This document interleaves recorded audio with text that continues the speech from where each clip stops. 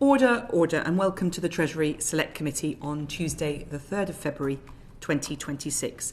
Today we are looking at the government's new financial inclusion strategy. This is the first session looking at this issue, although it's a core business for the committee to look at financial inclusion in the round. And we're pleased today to have a panel of witnesses who have expertise outside of government and in this area to help us critique what the government's delivered, and we hope to get some information out of them today about how good it is and where it may be not as good as it should be. So I'd like to welcome the panel from my left to right, Dr. Eleni Karagiannaki, Dr. Eleni Karagiannaki, Mick, who's a research fellow at the Centre for Analysis and Social Exclusion at the London School of Economics and Political Science, known as the LSE. Mick McAteer, who's the co-director for financial inclusion and market at the Market Centre, and Sian Williams, who is the chair of the Financial Inclusion Commission, and Professor Abdelhafid Benamraoui, who is the Professor of Finance at the University of Warwick. So a warm welcome to you all. And we have a declaration of interest from Mr. John Glenn. Yes, I'm a member of the Financial Inclusion Commission, as Ms Williams knows, and I should declare that in the context of what we're discussing today. Thank you very much, Mr. Glenn. And to kick off our session today, Catherine West, MB. Over to you, Ms. Thank West. you very much, Dame Meg. And could I thank the panel for coming, because we've been long awaiting the financial inclusion strategy, and it's wonderful to have you with us today. In your view, who was missing or underrepresented from the development of the financial inclusion strategy? Perhaps I could ask Ms. Williams first to kick off. Thank you. I was looking at the composition of the Financial Inclusion Committee again this morning, just to refresh my mind. And when you count the numbers, there's roughly 7 and 7. There's 7 representatives from industry or government and 7 from the consumer world. And yet, when I thought about what power really looks like, that's incredibly disjointed and unequal in a power imbalance. Why? Because once you have the big banks, the big insurance companies, the big credit companies sitting around a table with the government, it's going to be much harder for the government to hear from the consumer voices. So I think that there was an intent to include consumer voices, and I think that intent was right and proper. However, I think it was a mistake to have an idea that you could have 7 and 7, and that would somehow lead to balance. When I think about what we need a much larger inclusion approach. For example, there was no call for written evidence for the financial inclusion strategy, and that's one of the ways in which the sector that supports citizens, consumers, and actually can draw out all of the detail that people are struggling with around financial inclusion. That's our opportunity to really bring that through. So I think there's 2 elements there. 7 and 7 is not real balance of power and a balance of voices. That should have been thought about. So, for example, we could have had, as well as citizens' advice, we could have had many more organisations around the table representing the needs of underserved consumers. And secondly, there should have been a written call for evidence over a period of time, including consultations with people's assemblies, for example, around the country, that would have allowed the true impact of financial exclusion to be heard. Thank you for your openness on that question. And Mr. McAteer, does the strategy strike the right balance between industry influence and consumer influence? Well, it's a very, very, very good question. Previously, I think we've submitted evidence explaining how, if you look at the past 6 big working groups the government and others have set up, there's been 130 members. On those groups, only 10 have been from civil society. So that's 1 in 13. Now, to be fair, in terms of membership, this structure was a bit more better balanced. Of course, there was more civil society representation on that. Nevertheless, to echo what Sian's saying, we were very, very concerned about the lack of structured engagement in the whole process and the lack of analysis around who's actually most affected by exclusion and vulnerability and marginalisation, and in some cases we would argue potentially systemic discrimination. If you look at the figures around black and minoritized ethnic groups, much less likely to have a savings account, twice as likely to be using high cost credits, much more likely to be financially vulnerable. The same applies to people with a disability and single parents, but there didn't seem to be any real structured analysis of the scale and the nature of the problem. And as a result of that, even though there are very good recommendations in the strategy, we don't think they're really ambitious enough to tackle the scale and the nature of financial exclusion. For the record, I'm also on the board of the Consumer Council for Northern Ireland, and I know the Consumer Council is also concerned that even though they had a representative on the credit subcommittee, they didn't feel really that the interests of the regions, not just the Northern Ireland or Scotland, but the regions within England as well, were fully represented in the deliberations and the analysis of the problem. Professor Benamraoui, do you feel that there was enough reflection of the diversity of the UK population and the services which consumers need within the financial inclusion strategy? I think the strategy is quite ambitious in a way, but is more about activities rather than being backed by data. So in terms of the groups which are correctly included is the economic abuse category and also those with mental health. So there is emphasis on these two groups, but there are a number of groups which are not fully captured by the strategy. There's, for example, the elderly. So there are those who are excluded because of age. Particularly if we talk about the digital inclusion, because now we cannot separate between the physical inclusion and the digital inclusion. And most financial products actually now are online or on specific platforms. The other one is the young people who may be excluded around affordability and pricing. So if we talk, for example, about insurance, is not about availability of insurance, is around pricing of insurance products. So this group is also not mentioned. And I also agree with the previous statements that some of our communities are more likely to be excluded, particularly, from the minorities.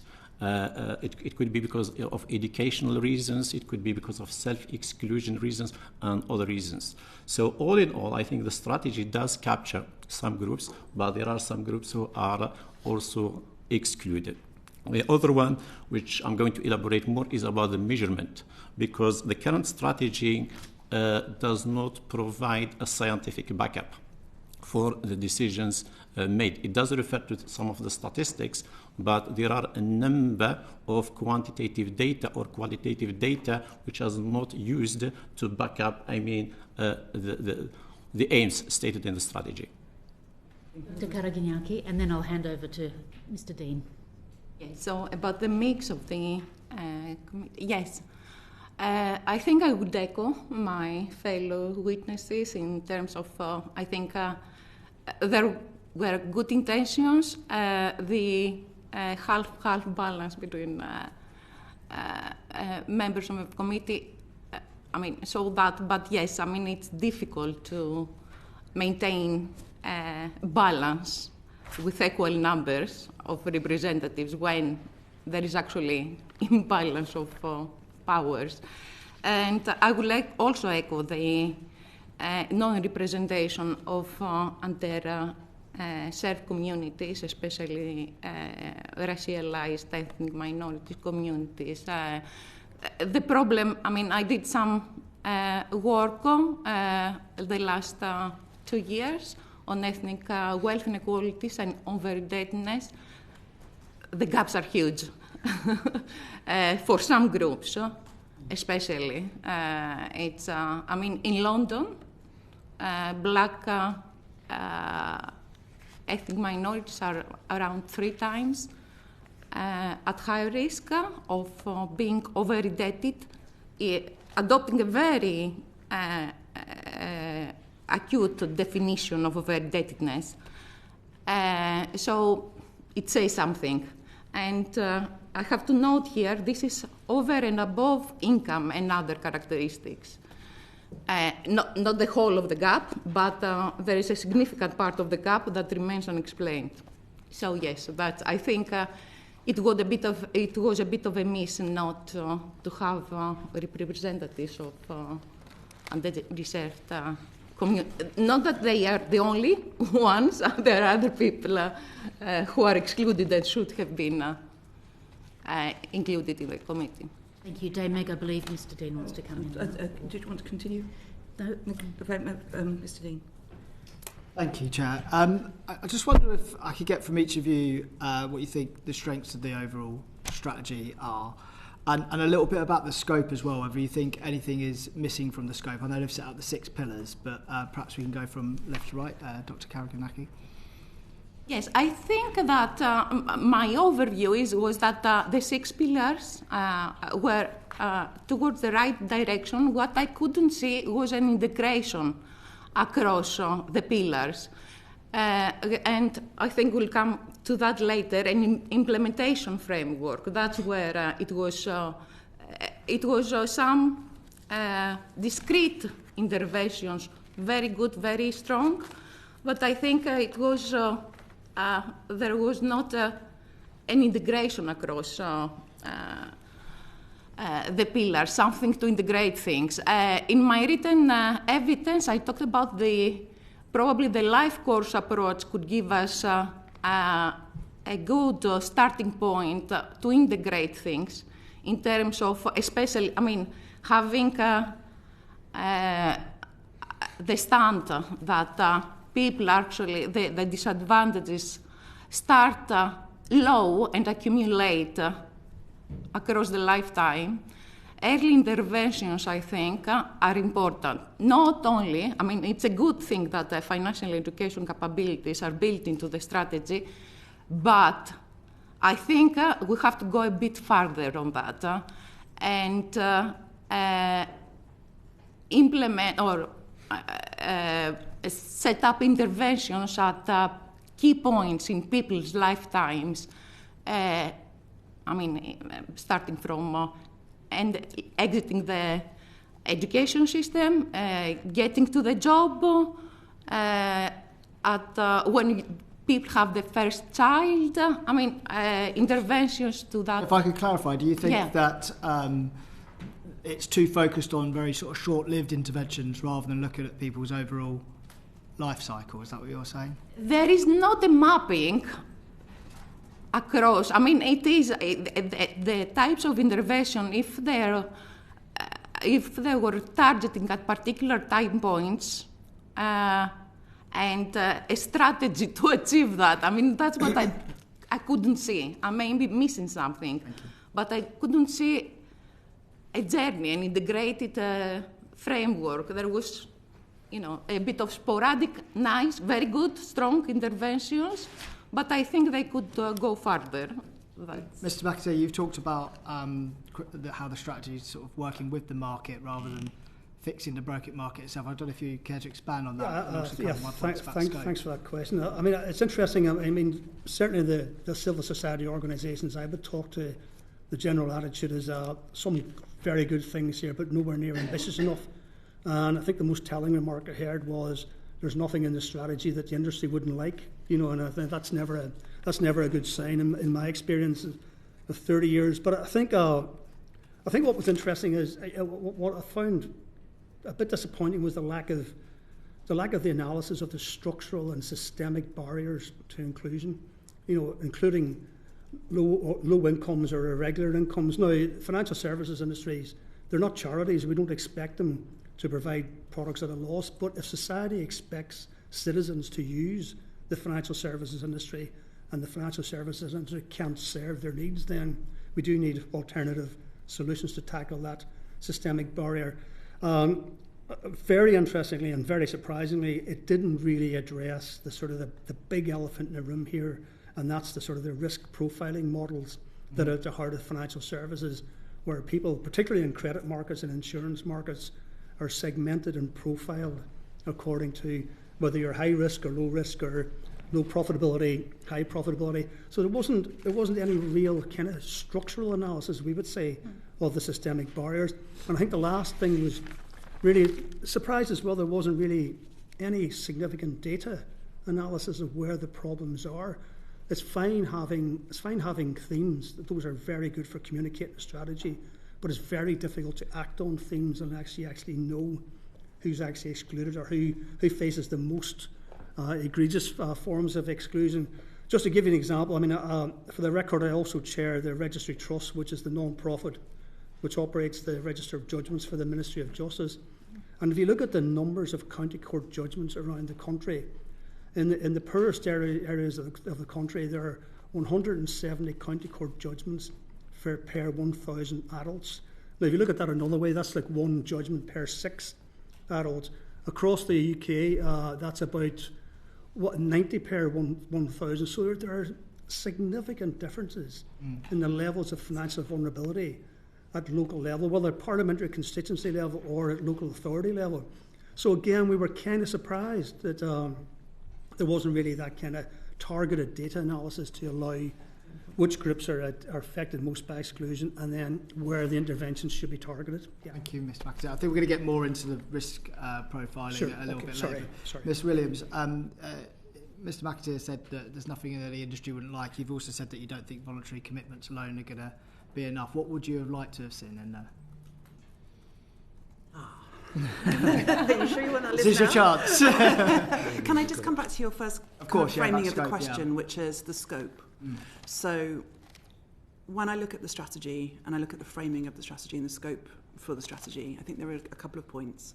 Firstly, all of the research that we have seems to have been applied after decisions were made to justify, rather than driving the analysis. So I agree with all my colleagues here that instead of setting out a really deep analysis of what the data tells us over the last 20 years, since the last time we'd had an attempt at a strategy, and where we'd made progress and where we hadn't, and the barriers to those, that's missing. Instead, we look at the strategy and can see that some bits of academic research have been applied to justify decisions made.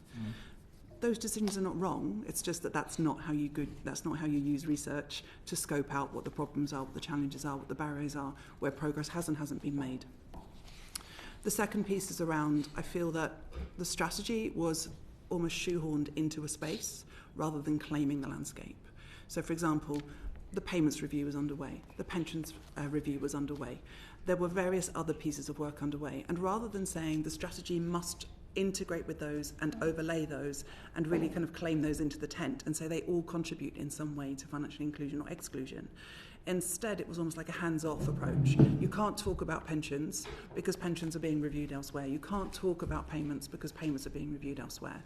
And so there are big gaps in the financial inclusion strategy where they just don't mention those points at all. So, for example, there's a whole piece on savings, but savings happen over a lifetime, and if you don't take pensions into account when you're thinking about how people will save, then you really can't solve for savings now because people are thinking, long and short term. So I think there's something there around a kind of timidity around claiming the landscape. Instead of being ambitious and bold and saying this is a chance that we've been waiting for a very long time to write an ambitious 10 to 20 year strategy that goes across all Parliament and all government parties. We all want to see financial inclusion happen. So I think there's when you ask me about scope, the scope was too narrow in its view. It allowed others to take the leads on areas that really belong under a financial inclusion strategy. That doesn't mean that it's the financial inclusion strategy that can deliver on those, but it should set out an ambition for what inclusive payments look like. It should set out an ambition for what tackling state debt looks like, for example. We can talk about these things in more detail in a moment. But there was too much of a hands-off approach. That's not in our domain. And then finally, I think that your question around what would we have wanted to see in there, we would have wanted to see every aspect of financial services and products addressed, both an assessment of where are they now, where are the gaps, where are the barriers, what can the current market do. So, for example, we know that competition doesn't solve for financial exclusion for those on lowest incomes or who are the most expensive to serve. So really understanding that competition isn't the tool that drives financial inclusion in those spaces. There has to be an agreement around collaboration, and sometimes there needs to be a compulsion around collaboration or sole action. And we haven't seen any real discussion of that. So there is far too much reliance on the coalition of the willing, but over the last 20 to 30 years, we have seen very little progress where government has not set out a requirement in some way. We have not seen progress around insurance. We have not seen progress around access to credit. We have not seen progress around recovery of debt in a more holistic and supportive way. Where government sets out a recommendation and a requirement and compels financial services to comply, it happens. And I want to give you one example on that. This committee had to call to hold to account one of the leading banks when we moved to basic bank accounts, fee-free charging bank accounts. The largest supplier of basic bank accounts did not move people from fee-charging accounts to fee-free accounts because it thought it could get away with it because it wasn't going to have to publish the data. It was Lloyds. Yeah. And this committee summoned the Lloyds leadership to explain why they had gone against their voluntary agreement. And it wasn't until they were forced to publish their data that they actually moved hundreds of thousands of people from fee-charging accounts that were causing extreme detriment to people across to fee-free accounts. So Lloyds is in a very different place now. They wouldn't do that now, I'm sure. However, at the time, that wasn't really happening. So the scope is too narrow. It's trying to fit in amongst other inquiries. It's not claiming the landscape. It isn't large. It isn't wide enough in scope.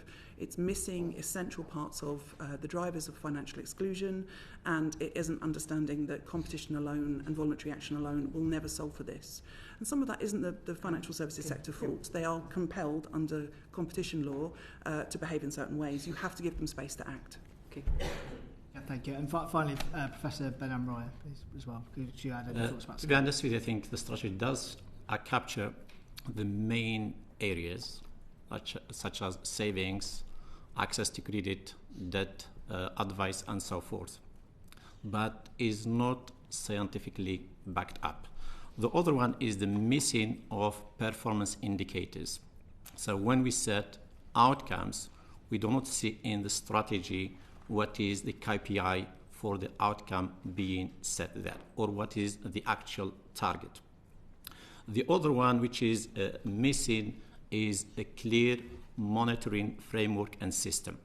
It does refer into a 2-year review, but it would be better actually to have interim review, let's say 6-month review or 1-year review to see if any progress made.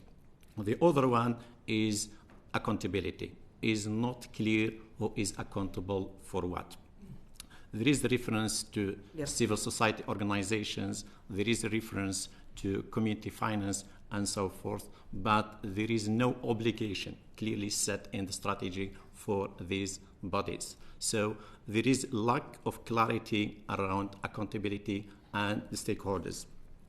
The other one is around regulation.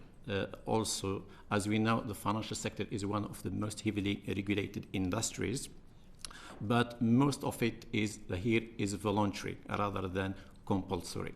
So it's very important maybe in certain cases when there is a stagnation to move from voluntary into, compulsory regulation.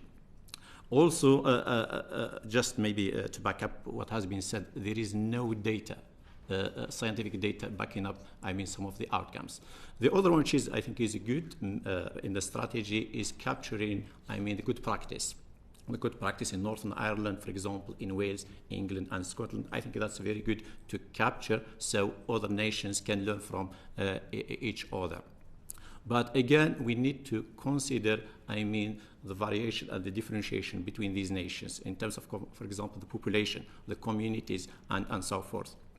So while we capture, the good practice, is very important also to appreciate the differences from my point of view. The other one is around funding.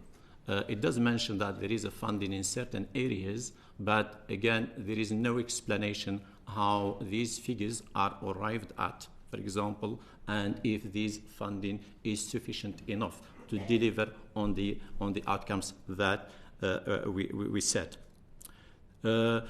My final point is about everything is present in aggregated form rather than a disaggregated form. I think it would be beneficial to present some of the data in a disaggregated form, particularly, as previously mentioned, that some of our communities are affected differently. So, for example, if we talk about the ethnic minorities, for example, and let's say the women, for example, the elderly, and so forth. I think if we have a disaggregated data, it will give us, for example, a better picture and also inform the outcome that we set in this strategy. Thank you very much. And could I just ask what issues there are about disaggregating that data, why you think it hasn't happened? Well, I think it's to do with what... Because the evidence exists from what you've all been telling us. So is there any particular reason it wasn't? We need the data in the first instance to use. For example, I think there is a reliance on the generic stats. So, for example, how many That's people... the Treasury. You mean so the Treasury has been relying on those generic statistics? Yes, I think the Treasury has been relying too much on the generic data, such as 0.9 million not having accessibility, for example, 49%, for example, having some form of financial vulnerability, but it does not split this into groups, because some groups are more affected in terms of financial exclusion than the other groups. The other one, which I think is very important to focus on, is the digital. I think we'll come to that. Exclude this. We'll come to the digital. And can I just say, we're now going to move into slightly sharper questions, and so we've got a good overview, so thank you for that. But we would want to get into some specifics about what's right and wrong about the strategy so far. And Mr. John Grady's going to demonstrate our... Yeah, with a question where I'd like you just to answer yes or no to, actually, and just stick with a yes or no, if you may. I've listened very carefully to what Mr. McAteer and Ms. Williams have said, and I think one of the things I've been grappling with is that you've got wider issues that cause poverty, and poverty causes financial exclusion because you don't have enough money. It's as simple as that.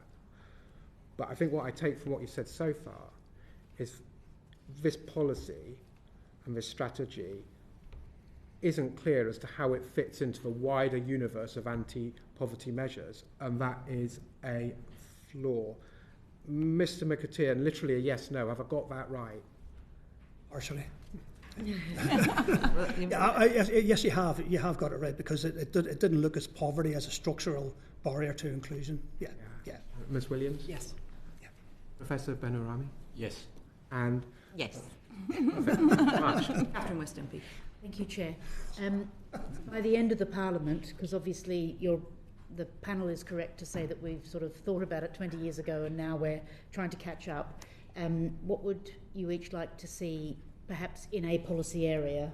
Because I think what's been identified from this morning's session is that there hasn't been a sort of an implementation strategy with outcomes attached quite yet. That's because it's still you're still in the formation period, but obviously from an election in 2024, we're now in 2026. By 2029, what are 2 or 3 things that we'd like to see? And the Chair wants us to be extremely quick. Yeah, no, so answer as appropriate, yes. but specifically. So where do you want to start, Ms. West? So, Dr. Karagiannaki, what policy area of the total strategy would you like to see sort of highlighted? Because there's a lot in it. I think if we these employer saving accounts, if they become mandatory, and especially for younger people entering the market, I think that would be a strong... Thank you. Wonderful. Mr. McAteer. Yeah, in terms of structural interventions, a Fair Banking Act for banking to expand access to credit. Mm-hmm. When it comes to access to insurance, which is the Cinderella of financial inclusion, I think it'd be really good to explore whether we can set up a version of Flood Re that we have for inclusion, maybe call it Inclusion Re. And if I could mention one specific, relatively small change, which I think could have a big impact. I mentioned the issue of county court judgments there. 4.6 million people have at least one county court judgment. We don't know exactly, but we estimate at the Registry Trust that tens of thousands of women particularly may have a county court judgment as a result of economic abuse or coerced debt.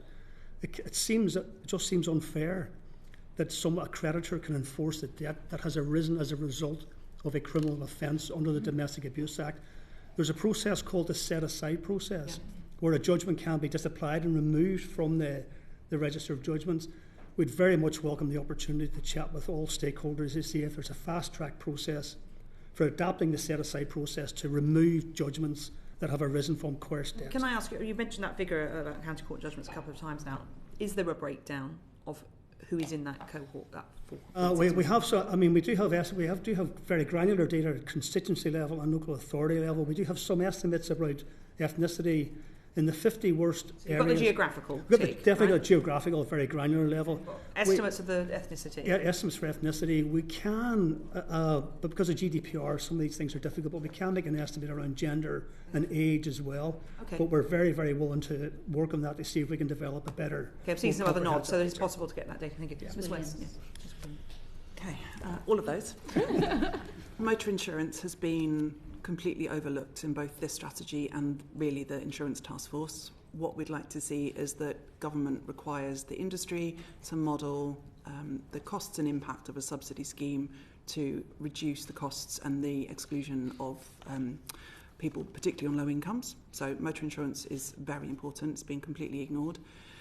Guarantees, government-backed guarantees. So, for example, in the low-interest loan scheme, we've seen how powerful a government guarantee to offset the risk around lending to excluded customers. The evaluation for that is underway, but the government has had no qualms in making many guarantees for other parts of the industry, for example, the British Business Bank. We'd like to ask the government to look again at thinking about how it can use government guarantees to support the development of the relationship between the commercial lenders and the community lenders, because the problem for community lenders is capital requirements and capital investment. And if we can get government guarantees around that, then we can significantly change it.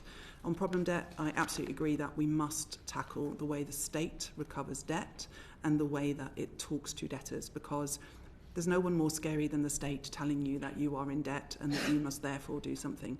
Children are going without food, renters not getting paid. People are very frightened by the way that the state talks to them about money that they owe. We must tackle that. And then finally, I would say... Can you just be precise? When you say tackle that, what do you mean? So is it just the way the letters are worded, or are you saying people should not have to... Yes, we must hold the state to the same standards that the state tries to hold commercial lenders around debt recovery. So, for example, the fact that we are still sending letters threatening people to go to prison for not paying their TV licence. There's that kind of whole language. The commercial sector, regulated by the thing FCA... is, you actually can go to prison if you don't. So at some point, legally, they have to tell people that. Yes, but have you ever received those letters, and how many you get? So there's a whole narrative there that the state is not held to the same standards as the FCA holds the industry. So really looking again at the way the state talks to citizens around money that it's owed. And the final piece I would say is on payments. Just on that point about talking to citizens, I think it was Dame Siobhan was... sorry. Just my concern is about how councils pursue council tax. Yes. Now, clearly they have to, and I don't have an issue with that. But are you shocked by the speed at which they proceed for a court summons, banging £75 on the top of what can often be a tiny amount of money owed?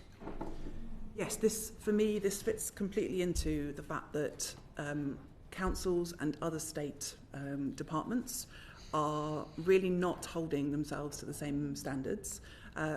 They're not assessed. No one has power over them. They can really act in any way they want to. And we've known for a long time that if you load debt with more fees and charges for slow or failed repayments, then that just creates more debt, more stress, more exclusion. When you look at the commercial sector, there's still a lot to do, but the commercial sector has been forced by the regulators to change the way it recovers debt. We have to hold the state to the same standards. Benamraoui. I would add 2 points, and I agree with all what has been raised, by the way. The first one is pricing, because a number of these products is not about accessibility, but is around affordability. And this applies, for example, to insurance, motor insurance, health insurance, and so forth. I think one of the items that the strategy could focus is how we can address affordability through correct pricing. So the products are priced correctly. And this aligns also with the cost of living. As we know, since COVID 2020, many households are very struggling in terms of the day-to-day, spending. And this actually impacts the rest, of the access to the financial products. The other one is around financial education and capability. Because if we do address this, I think it can influence the rest. And we'll also talk about that a bit more later on. Yeah. Because, I mean, one of the suggestions is to make it compulsory in schools in And England. we want to get onto that a little later, if that's okay. Thank you very much, Ms West. Luke Murphy, MP. Thank you, Chair. I wanted to ask a specific question about buy now, pay later. There's been specific concern, actually voiced in recent days, around retailers offering incentives to consumers to 10-15% discounts to sign up to buy now, pay later deals, obviously without affordability checks. So I just had two questions on that, really. Do you think that's responsible behaviour on behalf of those large retailers? And secondly, will the FCA regulation that's due to come in later this year cover that issue sufficiently? I think it is irresponsible behaviour on the part of the lenders, because buy now, pay later is a particular form of what policy wonks like me call embedded finance. You know, I mean, it's very, very clever in the way it sits in the middle of some other purchasing decision. So it's very good at sort of enabling impulse buying. So that kind of combination of someone's looking for a discounted goods or services, and then that's enabled through easy access to credit, does create overconsumption and leads to overborrowing. Will the FCA regulation address that? We think to a large part it will actually, because there will be affordability checks built into the system. However, what it won't do, in our view, what we've said to the FSA, is it won't go far enough to address this impulse buying problem. You know, it doesn't put enough friction points into the sales process of buying credit or buying goods. The FCA is all about smoothing the customer journey to make it easier for people to transact. We would argue, you know, the lessons of payday lending and buy now, pay later is that you've got to put some friction points into the system to try to help people think twice before making an impulse purchase. The other big gap in the buy now, pay later regulation is that it only applies to third-party providers of buy now, pay later products. So what happens if a big tech giant decides to go out on its own and offer its own buy now, pay later? We'll have to wait for that to be brought back into the system, because currently they're not within the system as currently constituted. Yeah. Anyone else want to add anything to that? It's just, I think, there is always, from consumer point of view, sometimes they are not aware of the consequences of buying now, paying later. So I think for those who are using this kind of products, I think they need to provide more clarity to the clients or to the consumers, rather than just trying to boost their income. So there is awareness element and there is a risk element that the seller should be responsible or take accountability for. Just a very quick follow-up to Mr. McAteer. You mentioned about third-party providers. So if a retailer, for example, in the future decided not to go down the third-party route and offer that kind of finance itself, it wouldn't be covered by the FCA regulation? Not unless it was brought in, not unless the Treasury defined it within the perimeter. Yeah. Okay. Yeah. Thank you very much indeed. John Glenn. Yes, can I just follow up on that last point? Does the government's intervention in buy now, pay later, does it account for multiple purchases across multiple platforms? Does it assess affordability? Because, I mean, if you had 5 buy now, pay laters and you want to take a 6th, how does it account for the aggregate debt? Yeah, that's such a good point. I think we're still waiting to see the details of how the creditworthiness assessment and affordability tests will be done. But given that, you know, you might expect that in mainstream lending, you know, as a mainstream lender, you're meant to really try and uncover whether or not someone has multiple debts or multiple credit facilities. We're still waiting to see really the detail of how that would work in buy now, pay later. That's going to be, sorry for the cliche, but the devil will be in the detail of the affordability tests. It's conceivable that an affordability test on one transaction would not have sight of others, and therefore the overall indebtedness of the individual would not be dealt with. Yes, but we're hoping and expecting really that the buy now, pay later lenders will be expected to consult the Register of Judgments, the credit reference agencies, and other data, open banking sources, for example, to try and get a fully rounded picture of someone's combined commitments. But yeah, that's such an important point. I think needs to be really, really thrashed out. Yeah. Thank you very much. Yeah. Could I move to Ms. Williams? And I want to address this issue that we had last week with Matt Bland from APCL. The government's committed to this 30 million credit union transformation fund. I wonder what you think about that. I mean, obviously the Financial Inclusion Commission has this gap of 3 billion, want to get to 3 billion by 2030 in terms of the affordable lending. What do you see when you look at credit unions and the role that they could play? And obviously there's been a history of failed attempts to build the infrastructure. Do you think this will work this time? I think with where we are now, we're seeing much more intentional leadership in the credit union sector around challenging some of the structural challenges. The credit union sector obviously is a regulated sector, but it also is a sector that has very strong values about how it should be and what kinds of services it should perform. And I think it's really important to kind of recognise that. So across the country, there are credit unions that want to be small and want to be local, and what they want to do is to really provide a community service. They're not trying to compete with banks. They're not trying to compete with large financial services providers. And I think that's been one of the challenges for the credit union sector in terms of growth, because there are some credit unions that want to grow, that they want to really become a kind of a new type of financial provider. But they are held back by the regulation, and when the conversation has been had with government around changing the regulation, it's the smaller credit unions who want to stay in the community kind of grassroots kind of provider culture, who don't like that change of legislation. And as we know, one of the challenges has been around what the interest rate cap should be, and the fact that really it's only the credit union sector that asks for for interest caps. Every other lender doesn't want caps on its ability to lend. So I think that's really interesting, and that we can't kind of pretend that the credit union sector is like the mainstream financial services sector when we come to think about structural reform. We have to take them with us. Okay. However, behind that, I would say that you can see there's a real appetite in the credit union sector to do better for more people. What they need is support. They also need, and I talked about it earlier, they need a better relationship with the mainstream financial services sector, so that we can, for example, cross-refer, that banks can refer comfortably and confidently to credit unions and vice versa. And instead of seeing these two as completely separate, we need to build a really healthy relationship between them, and government needs to help. Sian, thank you. Could I follow up on the no interest loan scheme? Obviously, we've worked on this previously. I've always thought this could make a meaningful contribution if scaled up. Mr. Bland was not so sure, but I wonder, where do you think we're at with this, and what's the big decision point that would determine whether it is scalable or not? Or am I mistaken? Was it not going to be a success? Well, as you know, we're waiting for the final evaluation, but all the interim evaluation shows that it did what we hoped it would do. As you remember, we could see that there was a gap. There was a gap for people for whom mainstream lenders would not lend.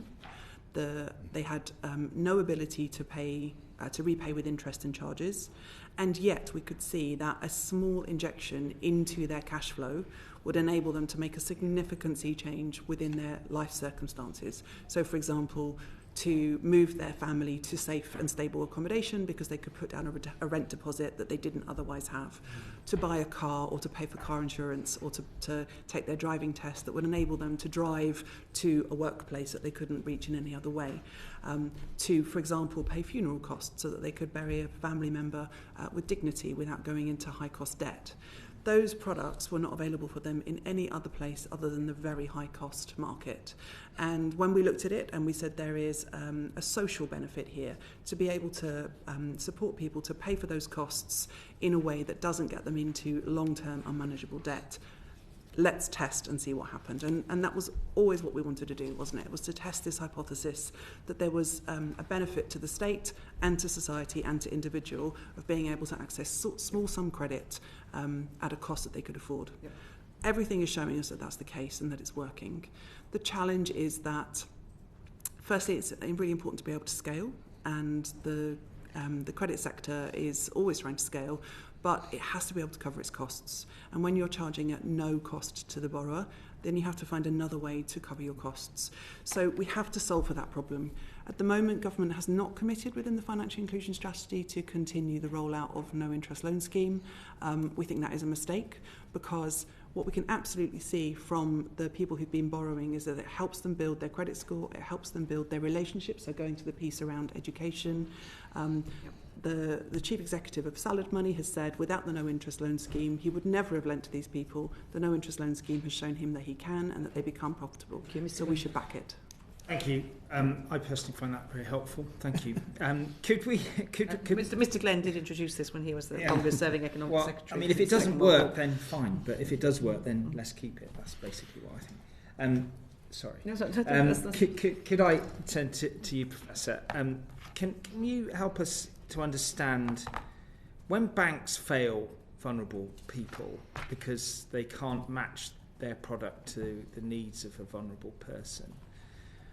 What do you think should happen? We do see a patchwork of initiatives occasionally from different banks to offer pathway products, but we don't see a systematic, efficient referral to community development financial institutions, for example. How do you think this strategy helps? Does it help? Or what would you do or suggest we do to sort of create better linkages so that there can be a sort of referral mechanism down to those institutions that are more appropriate to help vulnerable people? Thank you so much for the very good question. From my view, I think there should be a referral system where, for example, the bank is not satisfied with the client. And that's why we said, the issue of accountability. And if we don't have a framework in place where banks are obliged, for example, when they don't accept a specific person for a specific product to be referred, then there is no obligation on the bank. So we may need some regulation around this where the bank is obliged to refer. And also, I think the other point is how we use this credit union, for example, or community finance and so forth. Just sorry to intervene, but I want to get to the heart of this. So you accept the principle that some banks or banks will not always be able to serve everyone, but you recognise that they have an obligation. It's about the mechanism, the obligation they have to refer to others. So that's the space you think the intervention could happen. Yes, because, and this also a variation between products. Yeah. So if we talk, let's say, about current account, banks usually will do everything to make sure that this basic product is available to every person or to every individual.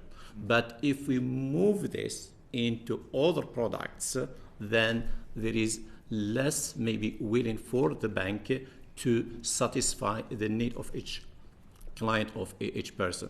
But going back to what you said in terms of referral, I think there should be a referral mechanism where the bank cannot fully satisfy or deliver the financial product or the financial service to the person. The other one, which is awareness of these other institutions that we have in the market, such as the credit union. Many people might be aware of banks, but they may not be aware that there are other institutions there to provide the financial services. That's why when we talk about financial education, one of the points I'm going to mention is there should be an obligation on banks to financially educate and not just provide the service to consumers. I'm just conscious, Ms. Williams or Mr. McAteer, do you want to say something on this area?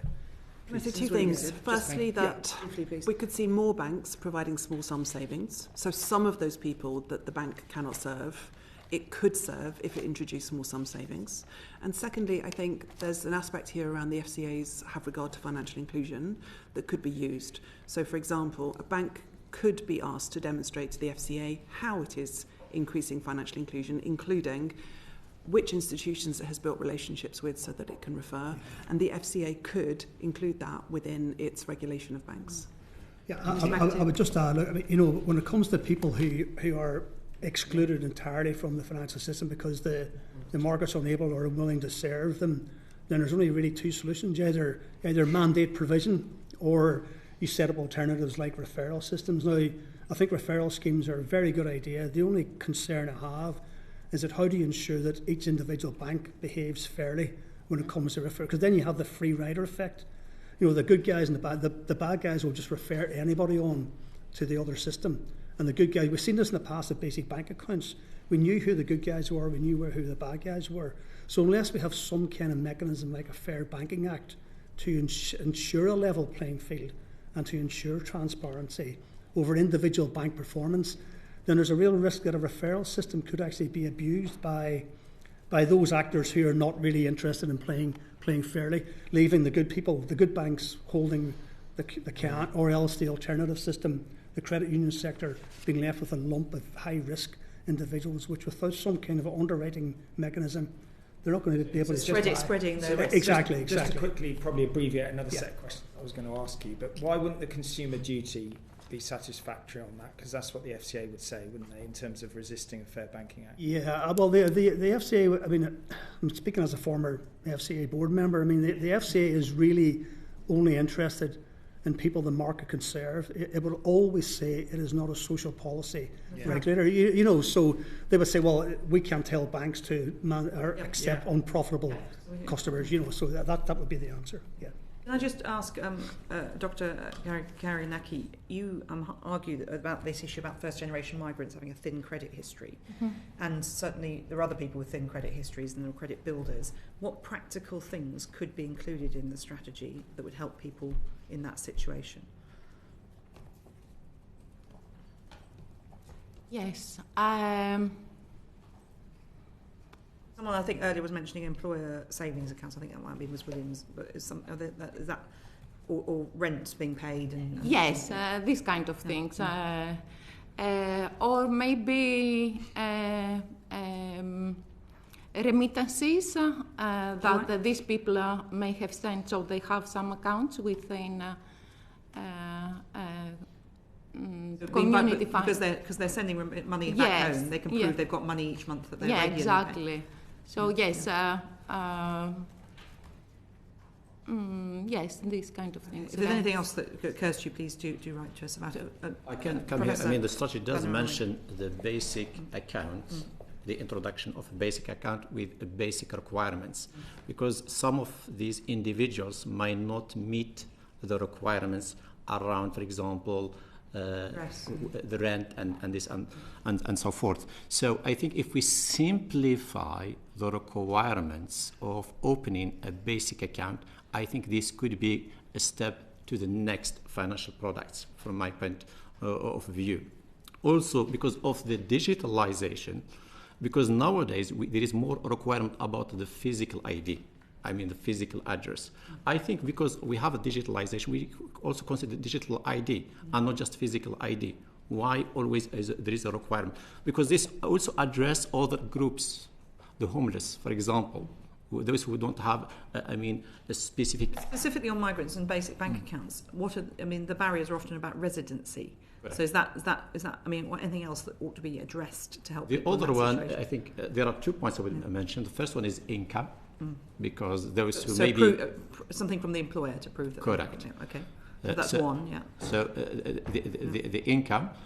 Also, of course, if they are renting, the landlord's reference. They could use the landlord. And also, I refer to the digital because most people now they have some digital presence from my point of view.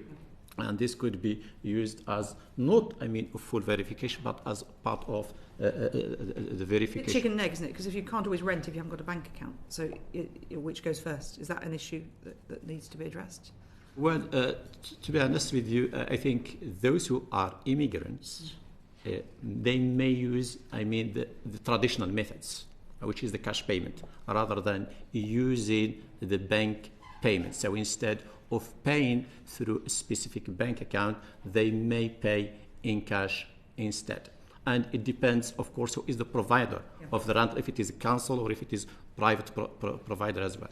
Because there are money And I laundering come issues. to that. It's not only about opening saving account, it's the risk profiling in terms of getting credit. I mean, this kind of alternative requirement, proofs of financial viability of a person can be built into a risk profiling because it's the high cost credit for these individuals that is. Very briefly, Ms Williams, just because we need to... On the opening of bank accounts, one of the challenges that is completely overlooked is that when a bank accepts an account, they then go through a CIFAS checking process. Yeah. And once CIFAS has said no, every bank will say no. The individual is given no information as to why. And, for example, I run a charity working with young men leaving prison. We face this issue all the time. People who are first-generation migrants, for example, will face the same problem. Very often it's a hostel address or an address that someone has been given as a short-term that has caused the problem, not the individual. And there is very little account taken of the lack of control that people have over their address. So we need to look not just at what the bank does, but how the system sitting behind providing the bank with information and how they give information on that. Very helpful. Thank you very much. Catherine West MP. Thank you, Chair. And some of this might have been covered, but in terms, Mr McAteer, of an emergency support and loan scheme, which you've argued for, what would that look like in practice? Yeah, I mean, I think it all depends, really. I think, as with every aspect of financial inclusion, there's two elements to this. There's having the product itself, which would be the emergency loan scheme, and then it's how do you distribute the product to the people you're trying to reach. So it's always about the product and distribution. If you can have a great product, a great idea, but if it sits on the shelf, it's not really helping anybody. But in terms of the product itself, we argue for another structural intervention. We think there should be a financial inclusion levy levied on the biggest financial institutions to support a range of financial inclusion measures.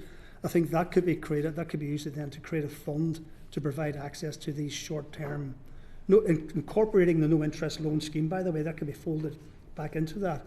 But then the question is, how do you actually get access to that? And that's where referral schemes and other mechanisms come into that. Yeah. Likewise, the panel have mentioned insurance as a sort of a running theme. What practical recommendations would the inclusion strategy make? I think Mr Dean wanted to come in on this point. So, Mr Dean, did you want to ask about that? Yeah, sure. I mean, actually, it relates to a point we were speaking about earlier, Mr McAteer, when you talked about risk profiling models. When I was looking at the section on insurance, it talked about sort of surveys, signposting, working groups. It all seemed to be quite focused on improving consumer understanding. Yeah. I guess you would posit that that's not the central problem. Can you explain to us a bit about the stuff around risk sharing that you've spoken about as an alternative? Yeah, of course. Yeah, I mean, the big problem with, as I mentioned there, the financial inclusion strategy didn't really look at the structural barriers, which are low incomes or irregular incomes, but then the model that is at the heart of financial services, particularly insurance and credit, and that's the risk profiling model, is that segment and profile people according to high risk, low risk, high profitability, low profitability, and so on. Now, that's basically how insurance works, and with the advances of technology and big data and now artificial intelligence, that segmentation and profiling can happen even more quickly at an even more granular level. So the chances are, we're concerned that the chances are that even more people will be excluded from mainstream insurance because of the models that are embedded at the heart of the insurance market. So again, if we do want to tackle that kind of exclusionary barrier, then we've got to think up ways of sharing the risk, so that insurance we could either mandate insurance companies to provide insurance through what's known as a carousel system, where they're required to take turns to insure people who are considered to be uninsurable. But the alternative is to have some kind of flood mechanism where we have for the flood insurance market, where insurance companies pay into a levy, which then allows them to underwrite the risk of providing insurance to homes that are at severe risk of flooding. We would argue there's potential for a similar mechanism for the insurance sector as well, to share that risk across the market, really. It could be called inclusionary, as I mentioned there. But specifically, there's also a real issue here around premium finance in the insurance market, where people on the lowest incomes are required to pay for their insurance in instalments. And because they do that, they're effectively having to borrow money through the insurance on company. that point, Yeah. what industry would say is that they suffer cost and potential non-payment and so on. So how would we get around that issue? Or is it disproportionate in the first place? Well, I mean, I think that this is really the crux of the matter. I mean, there are people who the market are just unwilling or unable to serve on terms that make sense both for the supplier of products and the consumer of products. So unless we find some way of underwriting the risk or sharing the risk, then you can't really untangle that. You can't square that circle about how do you provide products that make sense for both parties in a transaction. So you've got to find some way of sharing the risk, or you can, as I say, you can have a sort of a more direct mandate. Require insurance companies to provide insurance like a universal service obligation. Like, people now have a legal right of access to a basic bank account. They don't have a legal right of access to a basic insurance product. So there are ways of doing it. You either come up with a market way to share the risk, or you can get the regulators and the policymakers to mandate some form of basic provision. Thank you. And Ms Williams, we touched a little bit on about how opaque the pricing system can be and the fears that AI might exacerbate this. Can you expand on that point and what you think, what protection do you think we're going to need in place as these new technologies emerge? Well, we know, for example, that it's people from ethnic minority backgrounds who are most affected by additional costs and unexplained costs in motor insurance. If you live in a deprived area, your home contents insurance will be much higher, and we absolutely know that that's also going to affect people from ethnic minority backgrounds. You put that AI into that mix as well, and without really kind of thinking about the unintended consequences of discrimination, and suddenly we're into a place where discrimination is exacerbated, not reduced. So when we're thinking about how do we really approach particularly insurance, firstly, there's been no challenge within this strategy to the industry around why costs are the way they are and why the evidence is clearly showing that people are disproportionately charged. There should have been a clear challenge on that. Secondly, the Motor Insurance Task Force has not addressed this at all. So what we're seeing is, and it goes back to that very first point around there's nothing in the strategy that industry wouldn't like, and that has to stop. We really have to, where there's clear evidence that there's disproportionate costs or disproportionate exclusion that cannot be justified by the data, we have to really drill down into that. Now, going to your question around AI, and particularly around insurance, when costs are not transparent, and they can't be transparent. There is no way that the consumer industry or an individual consumer can look at the costs and say this is an unfair charge. There's absolutely no way. Then kind of handing over the calculation of the costs to an AI system and having even less explanation of why I am being charged what I'm being charged, we have real concerns around that. But we also have concerns around the way that profiles are built, because the data doesn't show that it's the person. The data shows that it's, for example, the area. Thank you very much. Luke Murphy, MP. Thank you, Chair. I'm going to ask about debt advice. If I'm in real problem debt, what's going to be different as a result of this strategy? Ms Williams? Or Professor Benamraoui? To be honest with you, I think the issue of debt can be caused by a number of reasons. The first one, of course, is poverty or being in a low income category, and the spending, and as a result a person may take the debt they don't want to take, or take more than they should be taking. The other one is around financial education, because a person may take a debt being unaware of the consequences of taking the debt. The other one, which is also similar to insurance, is the pricing, is the costing of the debt, and underestimating what the debt will bring as additional costs. So I think all of this can contribute directly or indirectly into how much the person can take in debt, and also the consequences. Also, I think the strategy refers to the debt advice, which I think it's a very, very important to help those who get into debt. But I think the strategy is not clear enough. For example, how many is going to serve the mechanisms of survey and any referrals. So, for example, if the service can be provided, who else is going to provide?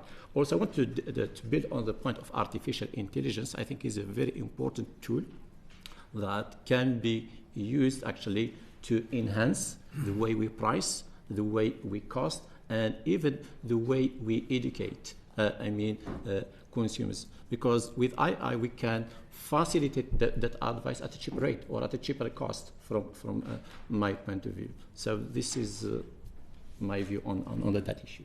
Thank you. I mean, is there anything you want to add on like what the strategy getting to the heart right. of? Absolutely, yeah, of course. I mean, I think it will make. Hopefully, it will make some difference. There is the £100 million levy given to MAPS. Let's hope that does make a difference. It's encouraging. There will be a special advice set up for energy debt advice. Again, I think that's really positive. But set against that, I mean, the Money and Pension Service estimates that 7.3 million people need debt advice. A further 11.7 million are at risk of needing debt advice because of their financial vulnerability. Yet only 1.7 million people receive debt advice throughout each year. So very welcome to see that extra injection of funding, but it's clearly a long way to go before we tackle the overall advice need. Things like can I just ask very quickly, because you recommend that MAP should evolve into a national financial advice service? Yes, we do actually. I mean, we think the structural problems in the advice market are such that we do need some kind of equivalent to what used to be called NHS Direct almost, to provide that kind of bridge between professional advice where people pay money and go to banks and financial advisors and citizens' advice. It feels like there's a real need for some kind of intermediary organisation that can provide that type of advice for... Would it be advice or guidance? I mean, that's the... Well, I mean, we think it could provide actually advice on a certain number of products given the regulatory exemptions. I mean, they wouldn't be given advice on investments or pensions or things. It'd be advice on debt, on how to build up savings, join a workplace pension, or workplace payroll savings scheme and so on. So quite basic fundamental tenets, but it would act like, as I say, NHS Direct and refer people to professional advisors. If someone came along and said, well, I've got £200,000, what should I do with my money? Well, the answer is we'll go to a professional financial advisor. So yeah, it'll be a referral system, yeah. Well, and just very, well, maybe you want to add, Ms Williams, but also just finally, just a question about income maximisation. There's only one reference in the strategy to that, and that is in relation to the provision of credit. And if consumers are unable to get credit, perhaps they could be directed to income maximisation. I was surprised that it's not more thoroughly woven, given that there's 24 billion kind of claimed, as it were, and it's not really mentioned in terms of debt advice. Should that have been a more substantial part of the strategy? Yes, there's a way of thinking about debt advice that is about solving the debt, but actually when someone is in debt and they seek support, it's an opportunity to help them build resilience for the rest of their life. When someone's in debt, something's happened. There's been a mismatch between income and expenditure in some way. Sometimes it's incremental over many years, and sometimes it's a big shock. And really helping someone kind of get a hold of that, and also the provision of support that understands that is really important. So I absolutely agree with you. Income maximisation has to be embedded in debt advice. The other thing I would say about thinking around MAPS and the debt advice sector is that it's an incredible form of intelligence about what's going wrong. And I think that MAPS have their hands tied behind their backs and cannot speak up and out about what is going wrong. And I would like to see the government really recognise the data within MAPS and all of the services that MAPS commission around debt advice as early warning signs of where things are going wrong and how we can build resilience, not just for the individual, but for communities. I think that's very important. Just last point, because the strategy refers to the employers' input, and I think they can have quite good input into debt as well, because it does refer to savings, but I think they can do something around debt as well, and helping their employees to better manage, the savings as well as the debt. Okay, thank you very much. Thank you, Meg. I think the figure is 100 million that's spent on debt advice from various providers. But as a constituency MP, many say that it's not necessarily working. So what evidence do we have that the 100 million that's going into debt advice is actually helping how many people, what proportion of funds that are missing in their lives is being found? What are the sort of indicators and so on that we have? Professor. I mean, if we look to the statistics presented in this strategy, 49% they have financial vulnerability, and 24% actually have serious financial resilience. And this all relates, I mean, to debt ultimately. So coming to your point that the 100 million fund, there is no mention, for example, what underpins this figure to support, as you said, the debt advice. So we need, for example, how many to be supported by this scheme? Who are they? Yes, and for example, after 6 months or 1 year, what is the impact of this intervention? Let's say, but I think that's why it's more of an initiative or an outcome without a scientific basis to say what underpins and what leads into. And also I want to mention that targets and in a number of instances are missing, and one of these is around this as well. I mean, if I spend 100 million, what are my KPI for the 100 million I'm spending? Okay, thank you, Chair. Thank you very much. Dame Siobhan. I wanted to ask about the type of financial advice and debt advice particularly. In my experience as a constituency MP, the very best organisation is Christians Against Poverty, in that it takes a holistic view of the family and stays with them throughout the journey to become debt-free, so can do some of the things that you mentioned, Ms Williams, but so much debt advice appears to be form letters, or writing to the odd credit card company who's much easier to deal with than the council tax department. Because when people are in debt, they've got more issues than debt generally, haven't they? So who are you directing that to, Dame Siobhan? Who you want to answer that? Ask Ms Williams. Okay. Yes, it's a tricky one because people need a service that meets them where they are and meets their needs. So, for example, if I'm in full-time work and I'm trying to manage debt, then I really want to be able to do things around my working day so that I can keep earning. And having to have face-to-face advice might be harder for me. So I think there is something around recognising that different people at different stages in life with different needs, we've got to meet that. So everything from online debt advice through to telephone, through to sitting together and working together, as Christians Against Poverty do in people's homes, all of that is important. But I think you've really hit there on the kind of the key piece, which is that debt advice needs to make sure that it stays with the person or the family for as long as they need it and think about it in a holistic way. And that really comes down to commissioning. So when services are provided by a voluntary service, so for example, Christians Against Poverty, they can design their service as and how they want. And it's an exemplary service, but it's not right for everybody. When government is commissioning services around debt advice, it must think about consumer outcomes. We've long argued that too much debt advice is focused on serving the creditor, not the debtor, and really thinking about how you get as much debt repaid as possible rather than how you get the person who is in debt back onto a path of financial resilience and well-being. And I would share a personal story. A member of my family was once in extreme debt and had an IVA, and I have seen firsthand what that IVA did to that person's mental health over a long period of time and how they lost absolutely everything. So I am not convinced that the products that we have, the debt service products that we have, are fit for purpose. So it's not just about the service and how wraparound it is, it's also about the debt tools, and it's also around how government and therefore MAPs commission. Thank you. I think lots of people want to come in. Can we Professor Benamraoui? Just in terms of the debt service, there is a reference to the civil society organisation and the community finance, and they could do actually a good job around the debt service. But this is not formalized, it's just of a goodwill of these organizations. That's why I think we need to consider the funding of this organization to provide these services, and also we need to have some form of accountability. So if they are funded, what they are expected to deliver.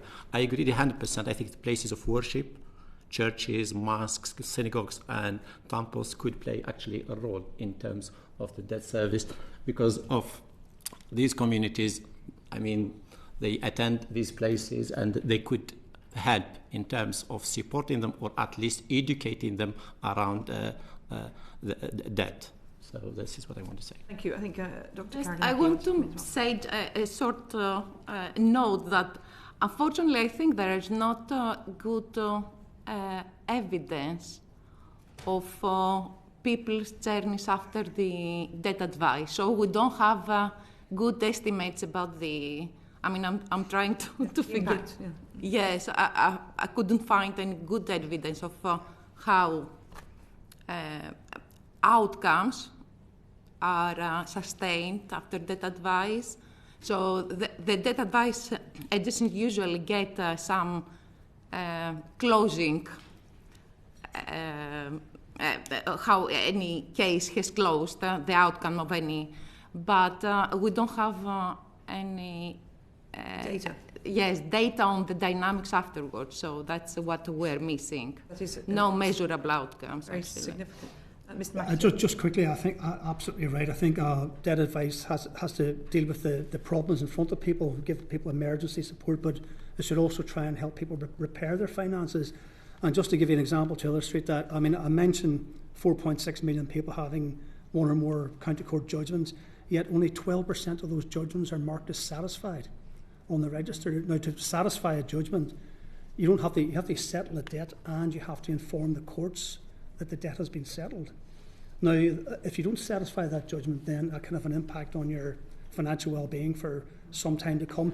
We argue that really that the onus should be on the creditor to simply email the courts to notify the courts that a debt has been settled, rather than rely on the individual who's facing financial anxiety, maybe mental health issues at the point in time. So if we can sort of slightly turn the responsibility for informing the courts, then I think that could have a significant impact on repairing finances. Thank you, that's very helpful. Dame Siobhan.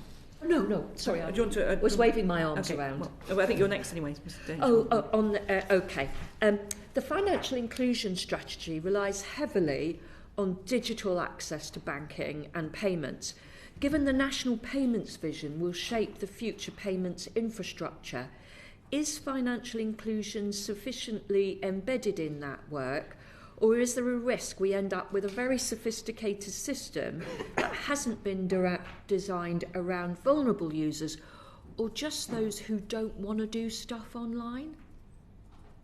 Who are you directing that to? Professor Benamraoui. We cannot segregate or separate between financial inclusion and digital inclusion from my point of view, because banks now, they are moving most or maybe other services into online platforms. And as you said rightly, there are people who still prefer, the physical access, so going to the branch and so forth, rather than using these digital applications. Therefore, we cannot address financial inclusion without addressing digital inclusion. And when we look to the statistics, there are specific groups who are affected more than the other groups. So, for example, the elderly are affected more than the young when it comes to digital inclusion. Also, the study shows that 7% of the population are not using online or digital applications at all. So what happens to this 7%? How we are going to serve the 7%? Therefore, I think we need to have a balance between having a physical presence and also these digital applications. And there is also the element of financial education around digitalization as well. Because why people are digitally excluded, some of it is to do with education, because they are not aware or know how to use these digital applications. And therefore, I think schools, primary schools, secondary schools, and so forth, can play a role in this as well. Can I build on that point? So we've done studies under the MAPS What Works Fund that shows that it's not education that moves people into using digital, particularly around money, because when you put digital and money together, there's double jeopardy. So actually it's around assisted use. And when we rolled out the community banking hubs, what we really hoped for that the industry would embrace was the idea that the banking hub could be a place where you could not only give people access to a quasi-branch, but you could actually spend time with them and explore what is it that they need a branch for and which of those activities could move online with support over time. And evidence has shown, I would say, for the last 20 years or so, where digital has increasingly entered financial services, is that you need a couple of key things. You need a trusted, known point of contact over a period of time. Someone you can go back to and say, do you remember when we did that thing 3 weeks ago? It hasn't worked out. I've got it wrong, or the bill hasn't been paid, or I thought it had happened and it hasn't. So that's really important. And community bankers within banking hubs can play that role, but only if the banks resource it. And secondly, the design element, so inclusive design. We know that people resist shifting to digital for many reasons. It's around trust, and it's trust not just of the services, but also of what's going to happen if it goes wrong around redress. So, for example, for someone on a low income, at the moment, there is almost no digital tool that allows them to make payments with confidence that the money that it looks like is in their account is really in their account. Real-time balances and being able to get exactly the same comfort that your real-time balance is genuine and accurate as you can with the money in your wallet or your purse.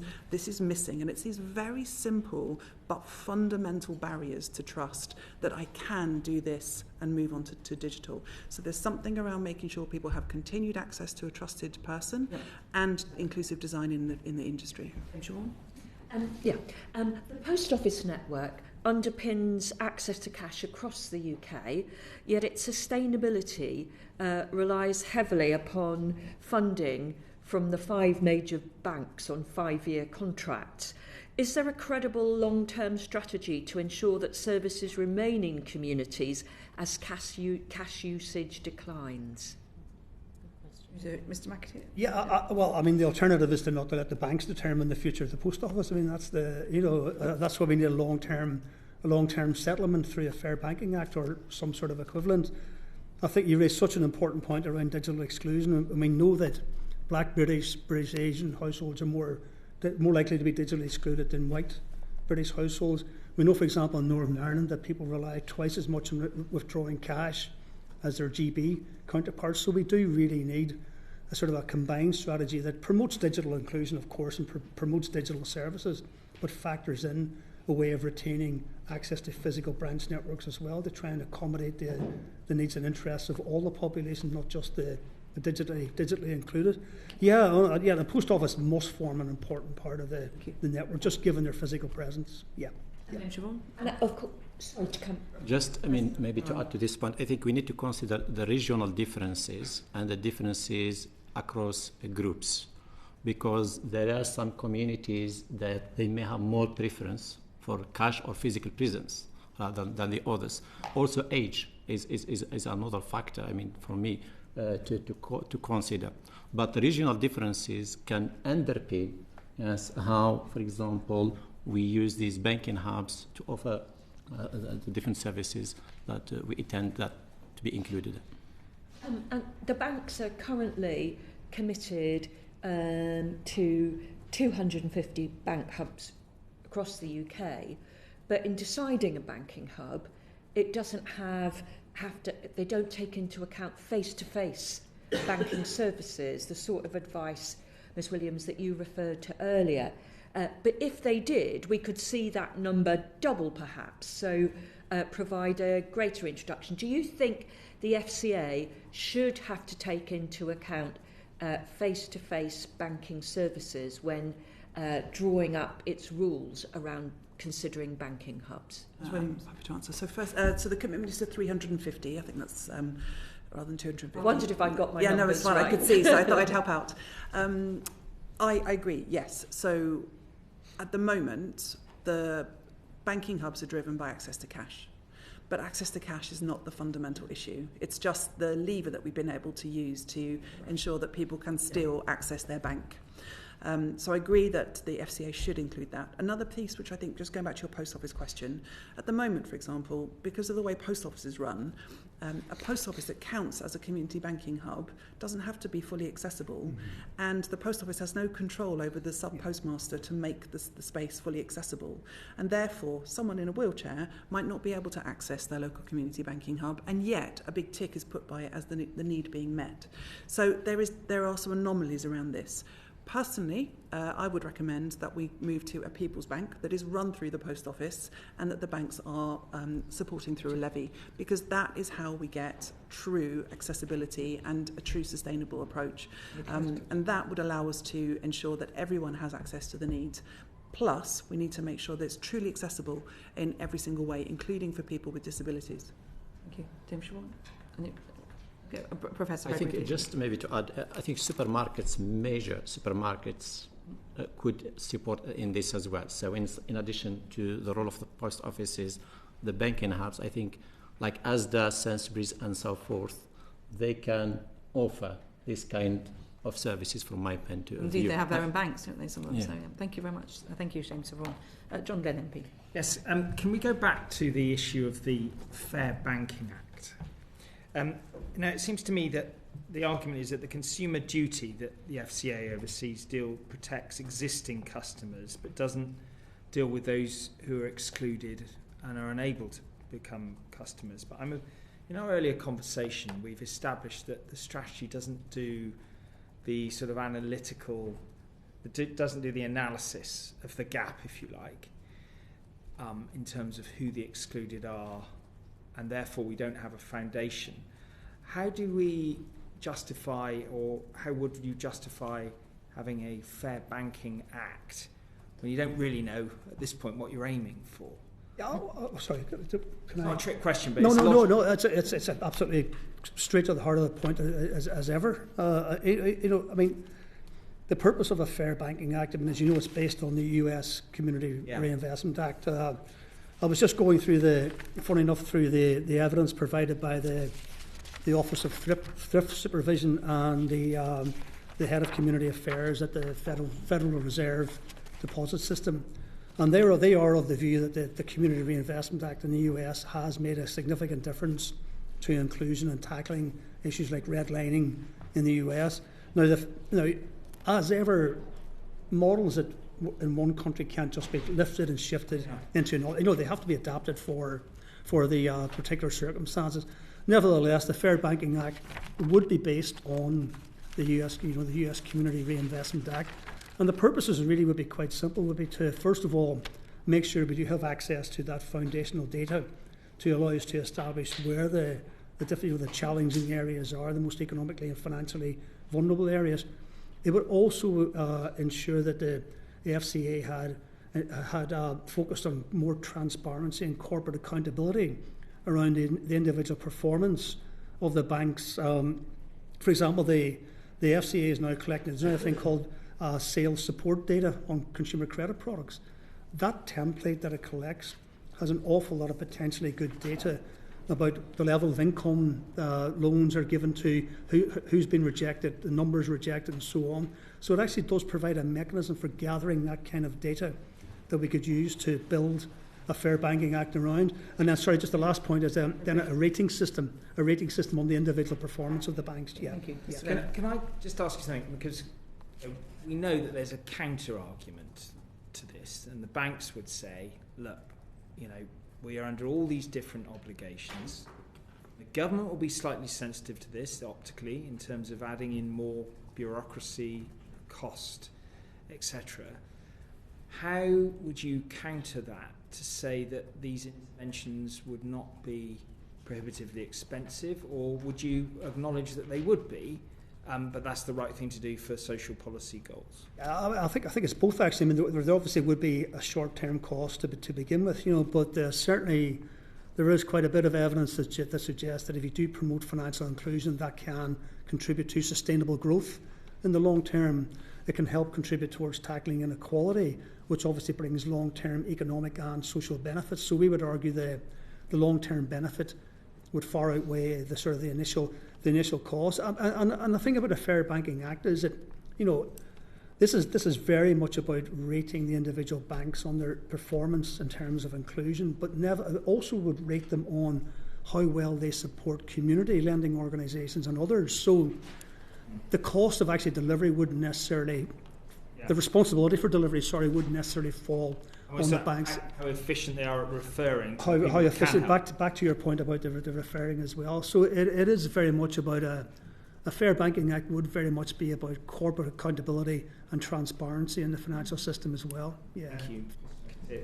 Ms. Williams. I just want to give an example. So people who are rejected for a bank account are counted, but the banks do not have to give reasons either to the person or to the Treasury. And so there is no ability to measure progress on why banks are choosing to serve or not serve. And where there are systemic barriers, there's no evidence and no data gathering and no analysis being done in that market around why we have a kind of a resistant rump of the population who remain unbanked from generation to generation. And what a Fair Banking Act would help us do is gather that data, provide the evidence about where barriers are real and need state support to overcome, and where they are commercial and actually they are unhelpful, because someone who is unbanked is going to find it much harder to participate, not just socially but economically, and the goal of this government is economic growth and inclusion. Thank you very much. Jim Dixon, MP. Just to unpack that a little bit more, so what sort of metrics would we be looking to apply to a Fair Banking Act to understand whether banks were succeeding and whether we are making real inroads into, for instance, unbanked customers or citizens or other sort of signs of financial inclusion?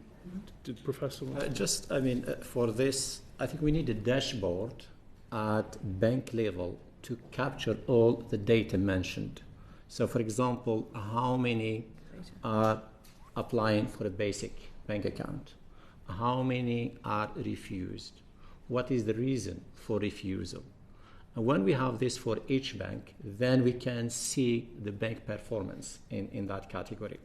Also, I think we cannot just judge banks on financial performance, because they are supposed or expected to contribute to the society as well. So we need to have social indicators alongside financial indicators as well. But the answer to the question, I think we need a dashboard at the bank level to capture all the necessary data on which we can evaluate or we can assess achievements and also identify gaps.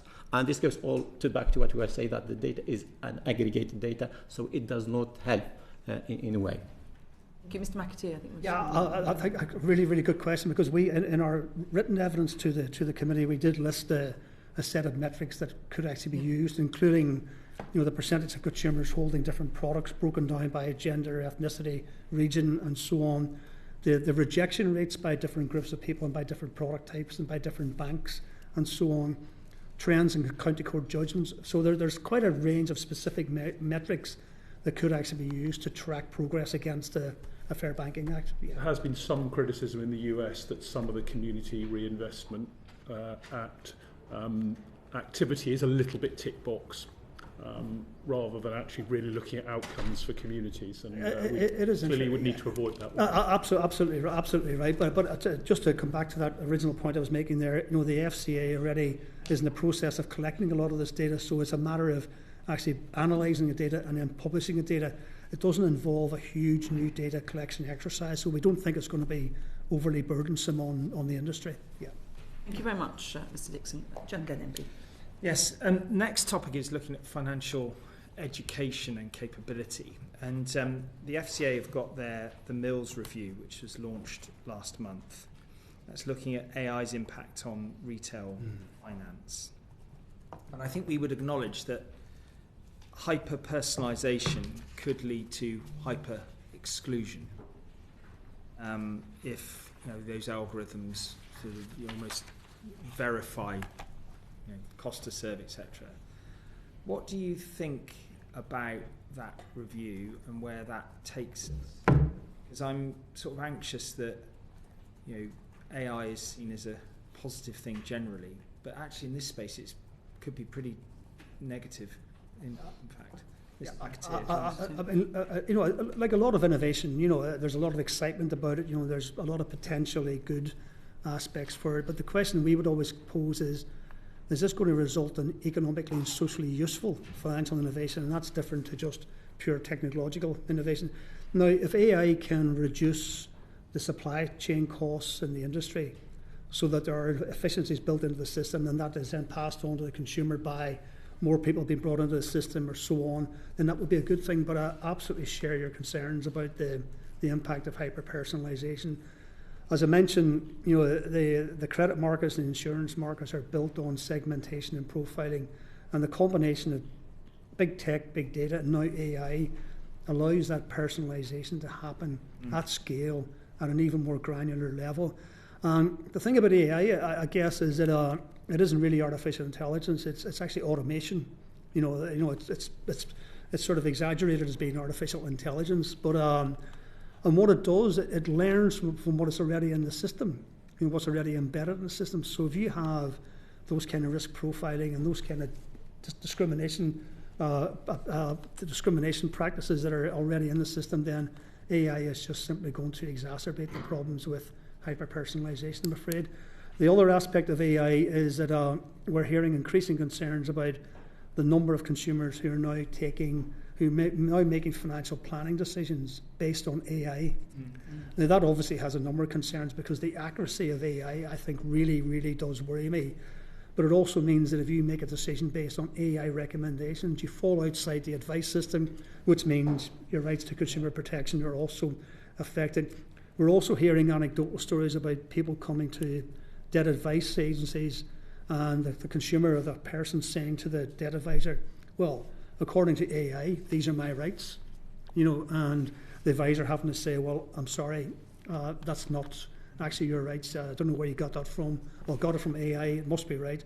Well, sorry, this is actually the law as applies in England and Wales, or as applies in Scotland, or as applies in Northern Ireland, So there's a couple of concerns there. Okay, I mean, I'm going to bring the others in, but I just sort of want to pivot into the given time, the broad issue of financial education. I failed as Economic Secretary to persuade my colleagues in government to do anything to extend the obligations on financial education, but this government have brought that in. Sure. But to get that embedded in the curriculum by September 28 is not an easy task.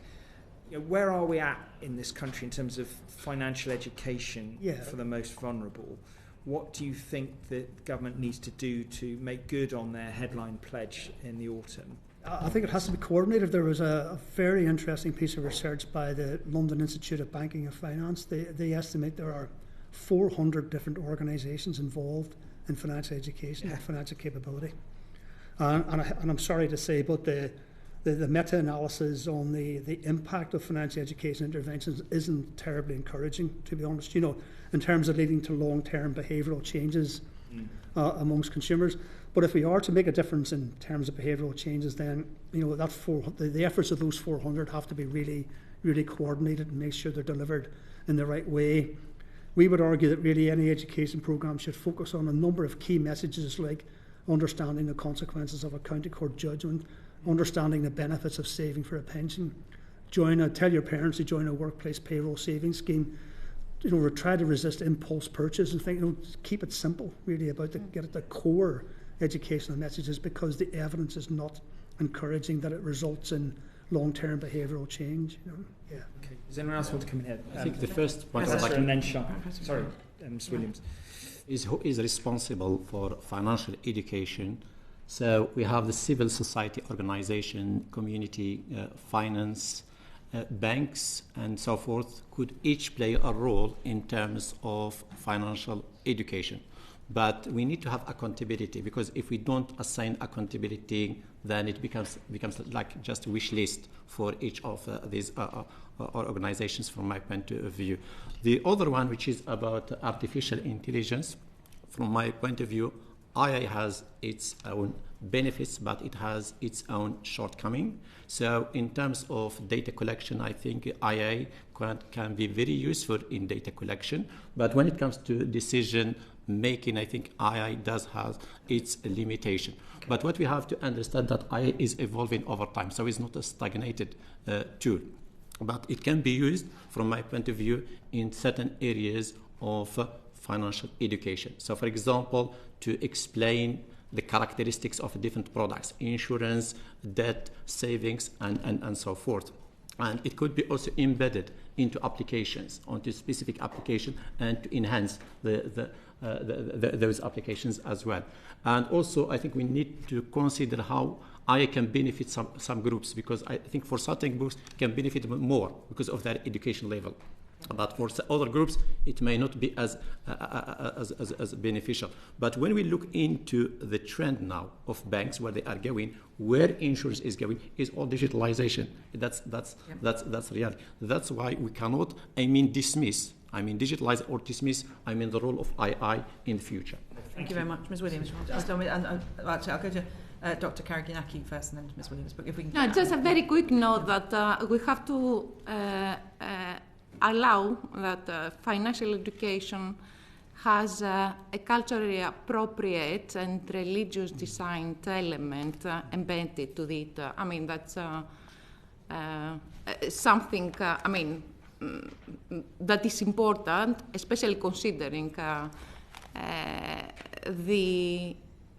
what the evidence shows, that religious and beliefs shape some of the saving behaviours of certain minority groups. Thank you. Ms. Williams, briefly to add. The Governor of the Bank of Malaysia introduced financial education to the curriculum from the age of 4 about 20 years ago, and was steadfast that if you are not persistent and consistent, it will have no impact. I agree with Mr. McAteer that this has to be a really kind of clear, disciplined approach. We do not have that in this country. So I really welcome that the financial education is going to be compulsory on the curriculum. It's easy to make it compulsory, but you've got to then have the right people to teach it, which is quite a big issue for teachers, isn't it? What's really important is that we move away from a beauty parade where financial services are allowed to fund financial education or support education through volunteers in schools without any real coordination. MAPS has done a good job of trying to kind of corral that, but it's not enough. Where we need to get to is, instead of firms choosing where and when they deliver financial education, we need to have that they are required to support. And I don't mind if they go into schools and volunteer. There's a charity that the Financial Times runs, which is doing a pilot in one of my schools, 3 years of persistent education from year 7, 8 and 9, and they are going to evaluate it. So I think that sounds like what you're seeing. I'd like to see even more coordination where banks are funding national education. So that it's evaluated and exactly. Measured. I'm sorry, I do need to move on, Professor. James Siobhan, you wanted to come in. Financial inclusion strategy focuses heavily on access to products, but research suggests that lack of confidence is a major barrier to saving and investing. Does the strategy sufficiently address the behavioural and psychological barriers people face?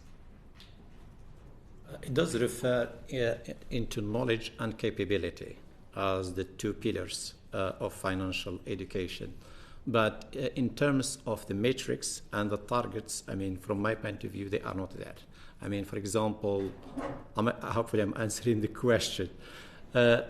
Who we are targeting, for example, to address the financial capability? Who we are targeting, for example, in terms of enhancing their financial knowledge? Just building on the point that some of it is really faith-related, it could be behavior-related, but we are not addressing these issues. So what I want to say, I think there is no metrics to evaluate or to assess and judge, what is proposed here in terms of financial education or even digital education.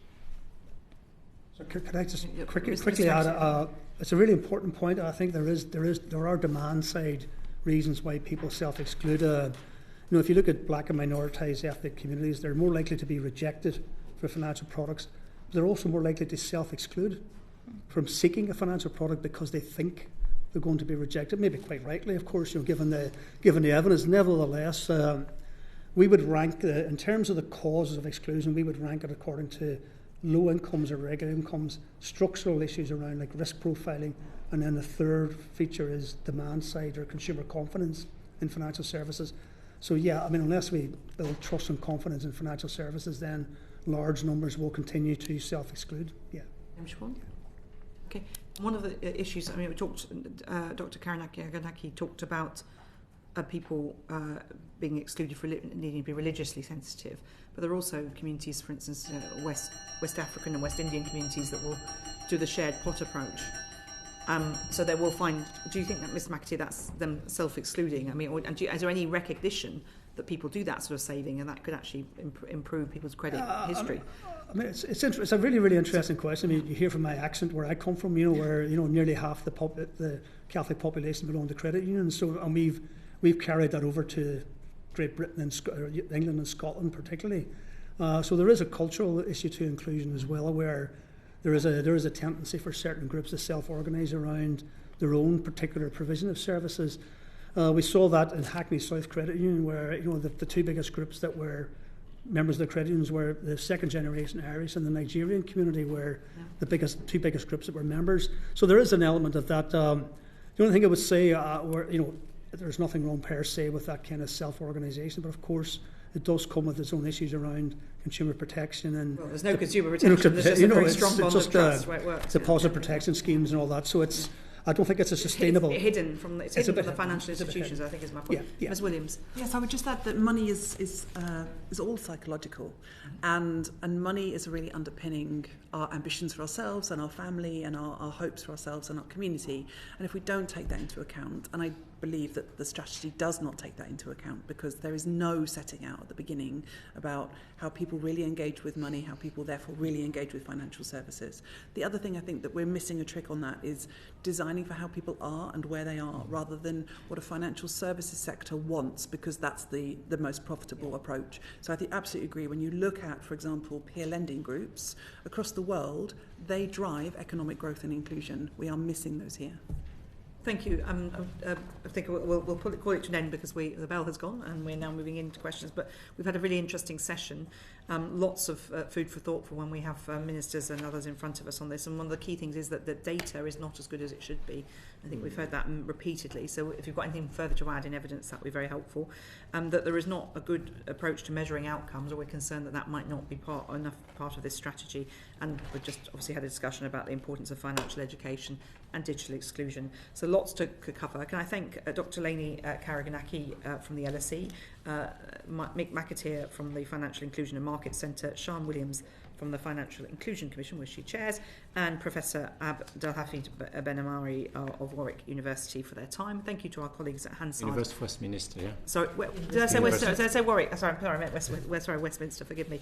The W's got me confused momentarily.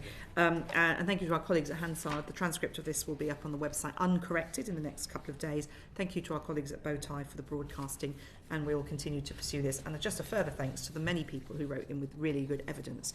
It really helps us in our work in challenging the government to make sure that this delivers for the people that we all want to see served by financial services. Thank you very much indeed. Thank you. Thanks.